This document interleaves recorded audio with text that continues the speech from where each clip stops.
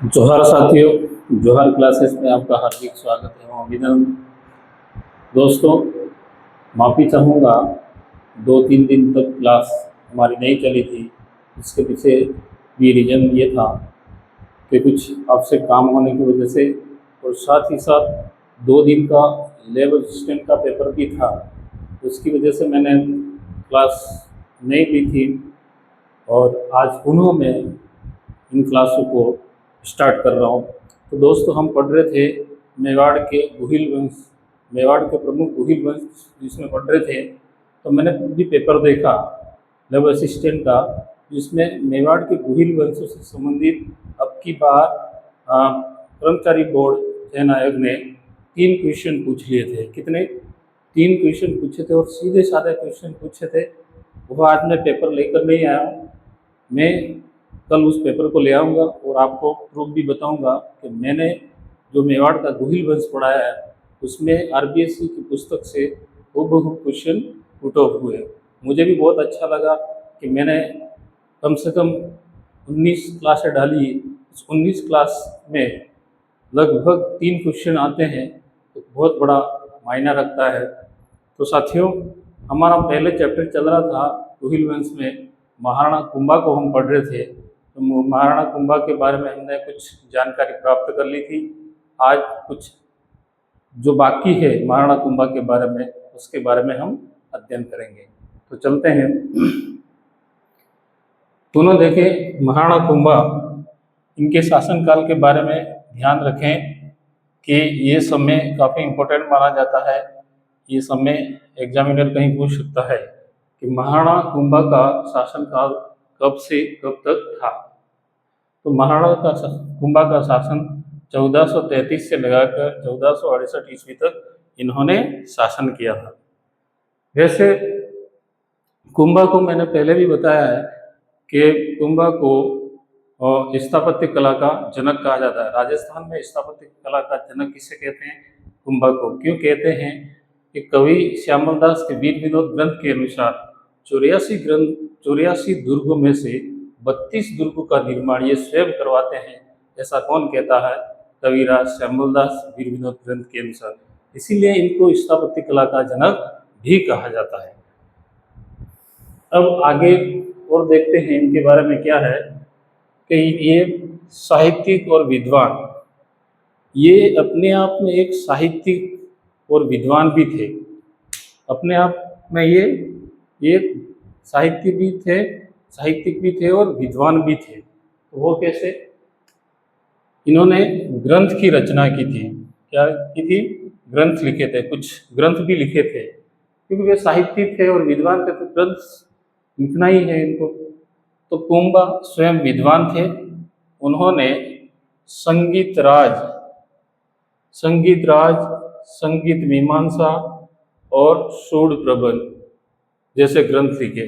प्रश्न आ सकता है, एग्जामिनर क्वेश्चन कर सकता है कि किस शासक के द्वारा, मेवाड़ के किस शासक के द्वारा कि संगीत राज, संगीत मीमांसा और सूड प्रबंध ग्रंथ लिखे गए? महाराणा प्रताप, महाराणा कुंभा, महाराणा उदय सिंह, है ना। इस तरह से महाराणा सांगा। तो आपको ध्यान में रखना है किसने रचना की थी? महाराणा कुंभा ने। ये संगीत राज है, ये सबसे बड़ा ग्रंथ माना जाता है इनका। अगर प्रश्न आ जाए कि महाराणा कुंभा का सबसे बड़ा ग्रंथ कौन सा है, तो संगीत राज। ठीक है। इस सूड प्रबंध ग्रंथ को ही सुधा प्रबंध ग्रंथ भी कहा गया है। क्या कहा गया है? सुधा प्रबंध ग्रंथ भी कहा गया है। ध्यान रखना, सूड प्रबंध की जगह सुधा प्रबंध भी आ सकता है, तो इसी का दूसरा नाम है। देखिए, टीकाएं। महाराणा कुंभा के शासनकाल में महाराणा कुंभा ने कौन कौन सी टीकाएं लिखी? तो उन्होंने चंडी शतक की व्याख्या की, तथा गीत गोविंद और संगीत रत्नाकर पर टीका लिखी। किस किस पर टीका लिखी? गीत गोविंद और संगीत रत्नाकर पर टीका लिखी। तो प्रश्न आ सकता है कि मेवाड़ के किस शासक ने चंडी शतक की व्याख्या साथ ही साथ गीत गोविंद और संगीत रत्नाकर पर टीका लिखी? वह शासक कौन थे? तो मेवाड़ के कौन से शासक थे? महाराणा कुंभा।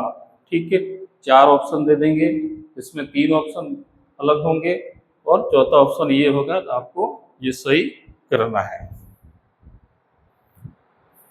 नेक्स्ट, ज्ञान, ये ज्ञानी भी थे। कौन? महाराणा कुंभा। एकलिंग महात्म्य, इसका प्रथम भाग, एकलिंग महात्म्य का प्रथम भाग का नाम है राजवर्णन।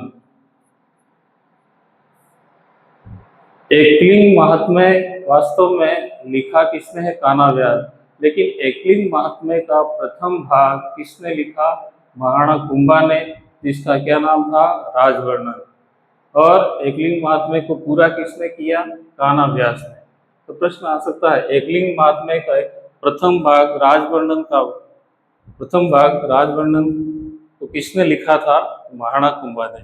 ठीक है, एकलिंग महात्म्य को कान्हा व्यास ने लिखा था, या कान्हा व्यास द्वारा रचित के अनुसार वे कौन? कुंभा वेद, स्मृति, मीमांसा, उपनिषद, व्याकरण और राजनीति के ज्ञाता थे। एकलिंग महात्म्य के अनुसार यह माना जाता है कि महाराणा कुंभा वेद, स्मृति, मीमांसा, उपनिषद, व्याकरण और राजनीति के ज्ञाता थे। तो प्रश्न आ सकता है कि एकलिंग महात्म्य के अनुसार मेवाड़ के कौन से शासक वेद, स्मृति, मीमांसा, उपनिषद, व्याकरण और राजनीति के ज्ञाता थे? तो कौन थे? ऑप्शन आ सकता है कुंभा, सांगा, है ना, महाराणा प्रताप, उदय सिंह। तो आपको याद रखना है कौन? महाराणा कुंभा। दरबारी कवि, दरबारी कवि यानी कि महाराणा कुंभा के शासनकाल में इनके दरबार में कौन कौन से दरबारी हुआ करते थे, इनके बारे में भी एग्जाम में प्रश्न पूछे जाते हैं। तो इनके शासनकाल में दरबारी कवि, इनके समय में कवि अत्रि और महेश ने कीर्ति स्तंभ प्रशस्ति की रचना की थी। प्रश्न आ सकता है कि महाराणा कुंभा के शासनकाल में दरबारी कवि कौन थे? तो दरबारी कवि कौन? कवि अत्रि और महेश। कवि अत्रि और महेश, अत्रि का बेटा महेश, और इस महेश ने कीर्ति स्तंभ प्रशस्ति की रचना की थी। किसकी? कीर्ति स्तंभ प्रशस्ति की रचना की थी। तो प्रश्न आ सकता है, कवि अत्रि और महेश के द्वारा कीर्ति स्तंभ प्रशस्ति की रचना किस शासक के शासनकाल में की गई? तो कौन से शासक के शासनकाल में की गई? महाराणा कुंभा के शासक के। प्रमुख उपाधियां काफी इंपॉर्टेंट लगा देना, इसमें से एक आधी उपाधि पूछी ही जाएगी 110%, क्योंकि महाराणा कुंभा को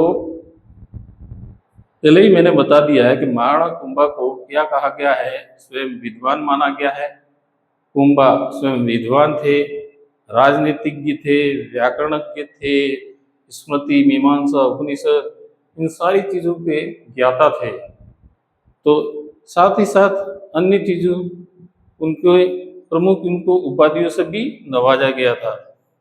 तो उनकी उपाधियाँ क्या क्या थी? साहित्यिक ग्रंथों और प्रशस्तियों में उन्हें निम्न उपाधियों से विभूषित किया गया है। यानी कि साहित्यिक ग्रंथों, किताबों के अनुसार, प्रशस्तियों के अनुसार उनको निम्न उपाधियों से नवाजा गया है। तो देखें, महाराजाधिराज, महाराणा कुंभा को महाराजाधिराज भी कहा जाता है, कुंभा को राव राय। ये आरबीएससी पुस्तक में एक नई उपाधि है, इसको इम्पोर्टेंट कर देना। क्योंकि बाकी ये जो उपाधियाँ हर किताब में मिलती है।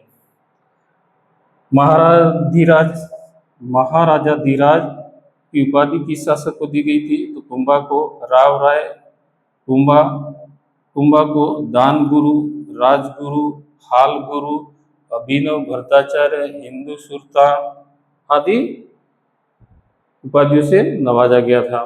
तो प्रश्न आ सकता है कि मेवाड़ के किस शासक को महाराजा धीराज, दान गुरु, राजगुरु, हाल गुरु, अभिनव भट्टाचार्य, हिंदू सुल्तान के नाम से जाना जाता है?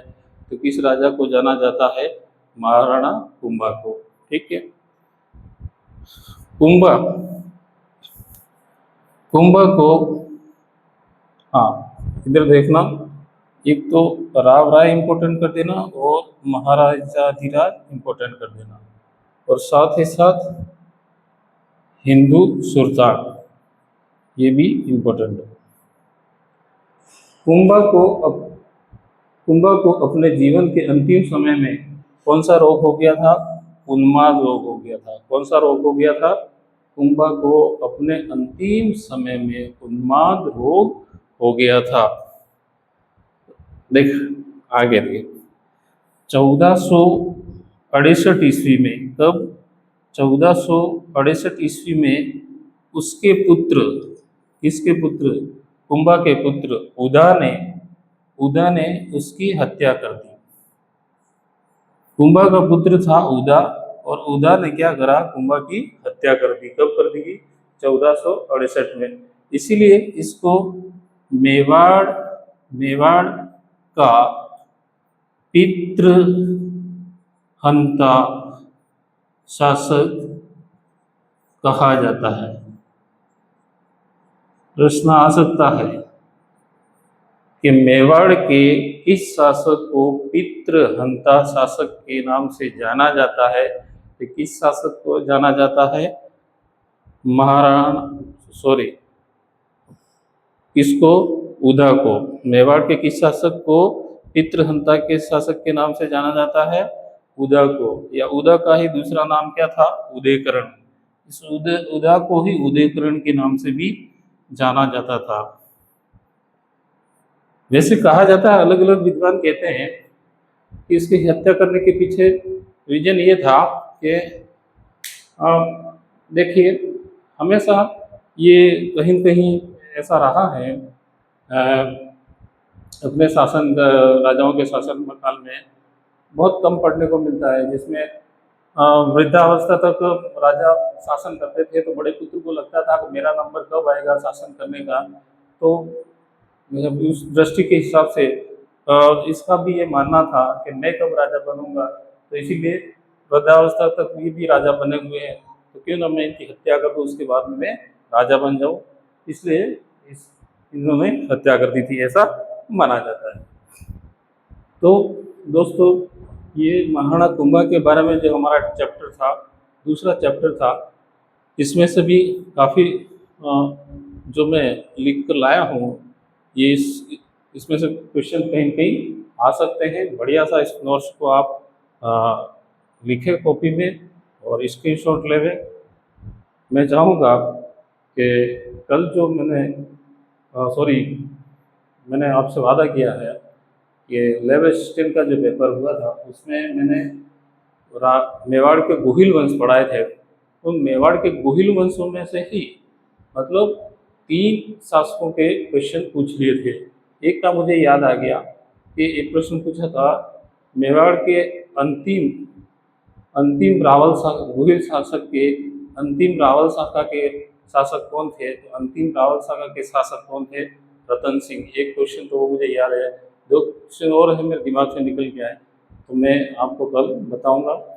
तो आज के लिए इतने ही क्लास। धन्यवाद। पुनः मिलेंगे इसी समय, और मैं चाहूँगा मेरी क्लासों को अधिक से अधिक लाइक करें, शेयर करें, सब्सक्राइब करें, और धन्यवाद।